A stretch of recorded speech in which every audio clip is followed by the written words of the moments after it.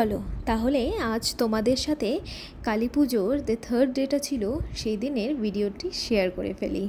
এটাই আমার last video এবারের কালী পুজোর। আসলে থার্ড ডেতে আমরা ভাই বোনরা সবাই রেডি হয়ে বেরিয়ে পড়েছিলাম এই প্রথমবার ধূপগুড়িতে।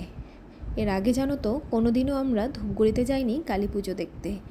বেরোতে না বেরোতেই দিদি খুব খিদে পেয়ে গিয়েছিল, তাই আমরা ঘোষপুকুরে দাঁড়িয়ে একটু খেয়ে নিয়েছিলাম।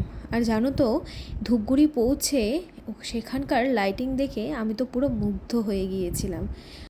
ছোটোবেলা থেকেই সবার মুখে শুনেছিলাম যে ধূপগুড়িতে কালী পুজো নাকি দারুণভাবে হয়, তাই হুট করেই প্ল্যানিংটা হয়ে গেল। আসলে কোনোবার তো যাওয়া হয়নি, তাই ভাবলাম সবাই মিলে না হয় এবার ধূপগুড়িটায় ঘুরে আসি। আর এই দেখো আমরা সবাই এক জায়গায়। আর জানো তো যে কোনো জায়গায় আমরা যাই না কেন ফুচকা আমাদের খেতেই হবে। আমাদের এই গ্রুপে ভাই বোনদের যে গ্রুপটা রয়েছে সেখানে না প্রচুর ফুচকা লাভার। জানো তো ফুচকা খেতে না খেতেই এই গরম গরম জিলিপিগুলো ভাজা দেখে মন চাইছিল যে সবাই মিলে একটু জিলিপি খাই। আর মন চাওয়া মাত্রই সেই জিলিপি পেয়ে গিয়েছিলাম। আর জানো তো গরম গরম জিলিপি খেতে বেশ দারুণ লাগছিল। সাথে যদি একটু রাবড়িটা পাওয়া যেত বাস, তাহলে খাওয়াটা পুরো জমে যেত।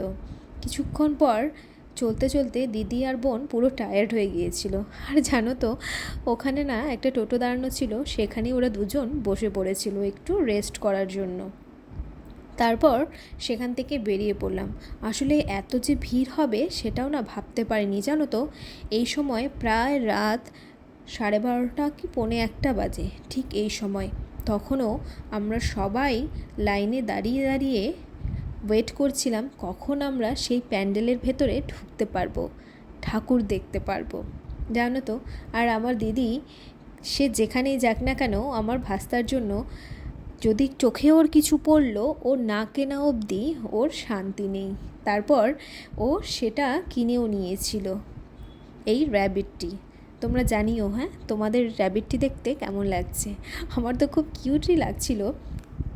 তারপর এই দেখো সেখান থেকে বেরিয়ে পড়লাম। আর এই লাইটিংগুলো দেখো কি সুন্দর, জানো তো খুব ভালো লাগছিল।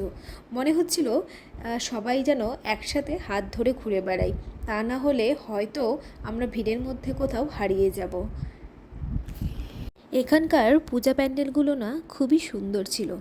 আর এই যে প্যান্ডেলটা দেখছো এটা না নেচারকে বেস করে করা হয়েছিল, খুবই সুন্দর হয়েছিল। জানো আসলে না এত প্যান্ডেল ঘুরেছি কোনো ক্লাবের নামও মনে নেই। সেখান থেকে বেরোতে না বেরোতে আমি এই জীবন্ত কালী যে ছিল সেটাকে দেখে না আমি জানো তো ভয় পেয়ে গিয়েছিলাম।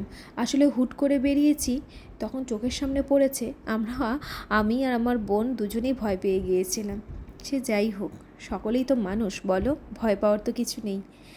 তারপর সেখান থেকে বেরিয়ে আরও কিছুটা এগিয়ে চলে গিয়েছিলাম।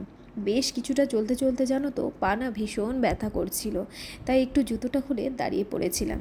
তারপর যেতে না যেতে দিদি দেখে নিয়েছিল এই কুলফি আইসক্রিম। ও না এটা খেতে ভীষণ ভালোবাসে। আমরা ভাবলাম হয়তো খেতে খুব একটা ভালো হবে না, কিন্তু সত্যি কথা বলবো খুবই ভালো লাগে। এই পুজোটা কেন এত ভালো লাগে বলো তো, এই সময়ই একমাত্র সবাই আমরা এক জায়গায় হতে পারি। সারাটা বছর দেখো সবাই যে যার কাজে ব্যস্ত থাকে, আর কিভাবে যে পুজোর দিনগুলো কেটে যায় জানো তো বুঝে উঠতে পারি না। সে যাই হোক দেখতে দেখতে অনেকটা গল্প তোমাদের সাথে করে ফেললাম। ভিডিওটা তোমাদের কেমন লাগলো জানাতে ভুলো না। আর হ্যাঁ যদি ভালো লাগে অবশ্যই পেজটিকে ফলো করে পাশে থেকো আর ইউটিউব চ্যানেলটিকে সাবস্ক্রাইব করে দিও। টাটা।